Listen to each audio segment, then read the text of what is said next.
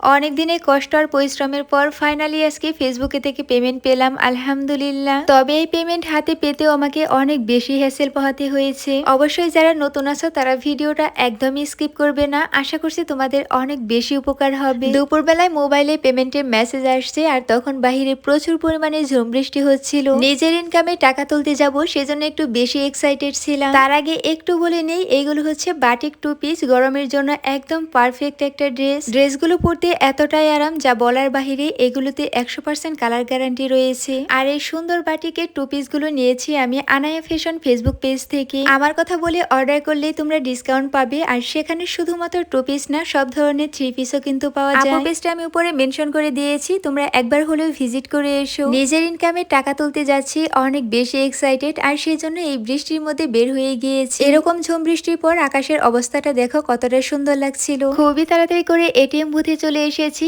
এটা যেহেতু বাজারেই ছিল সেজন্য আসতে অতটা বেশি সময় লাগেনি। আমার ব্যাংক অ্যাকাউন্টটা অনেক আগেই করা ছিল, সেজন্য ফেসবুকের জন্য কোনো পেপারসে লাগেনি। তোমাদের ভাইয়া যেহেতু দেশের বাহিরে থাকে সেজন্য রেমিটেন্সের অ্যাকাউন্টটা আমার অনেক আগেই করা ছিল। আর সেই অ্যাকাউন্টটাই আমি শুধুমাত্র ফেসবুকে অ্যাড করে দিয়েছি। এটিএম বুথে কার্ড দিয়ে সবকিছু পূরণ করে দিয়েছি। এখন শুধুমাত্র টাকা আসার অপেক্ষা। এই মুহূর্তটা আমার কাছে অনেক বেশি স্পেশাল। অনেক দিনের পরিশ্রম আর কষ্টের পর ফাইনালি ফেসবুক থেকে পেমেন্ট পেলাম। এর আগে এটিএম থেকে আমি অসংখ্যবার টাকা উঠিয়েছি, কিন্তু আজকে টাকা ওঠানোর অনুভূতিটাই ছিল অন্যরকম। সবসময় হাজবেন্ডের ইনকামে টাকা উঠিয়েছি, আজকে নিজের ইনকামে টাকা উঠাচ্ছি। আর এই টাকা হাতে পাওয়ার জন্য আমাকে অনেক বেশি হ্যাসেল পোহাতে হয়েছে। ফেসবুক থেকে পেমেন্ট এসেছিল 25 তারিখে, কিন্তু সেটা ফেসবুকে আসলেও আমার ব্যাংকে আসেনি। তার জন্য অনেক বেশি টেনশন করেছি। এরপরে দেখি আমার ফেসবুকের পেমেন্ট অ্যাকাউন্টটা আপডেট হয়েছে। আবার নতুন করে ব্যাংকের অ্যাকাউন্ট সহ সবকিছুই অ্যাড করেছি। আর তার 10 দিন পরেই ফেসবুক থেকে পেমেন্ট পেলাম, আলহামদুলিল্লাহ। এটিএম থেকে টাকা উঠিয়ে আমি একটা মার্কেটে এসেছি। এখান থেকে আমার কিছু প্রয়োজনীয় জিনিস কিনতে হবে। বাসায় একা থাকলে সন্ধ্যাবেলা আমার অনেক বেশি ক্ষুধা লাগে, যার কারণে বাইরে থেকে আমি অনেক কিছুই নিয়ে রাখি। তো এখান থেকে আমার কিছু প্রয়োজনীয় জিনিসপত্র কিনে তারপরে চলে গিয়েছিলাম ফুচকা খাওয়ার জন্য। বৃষ্টির মধ্যে ঠান্ডা আবহাওয়ায় ঝালঝাল করে ফুচকা খেতে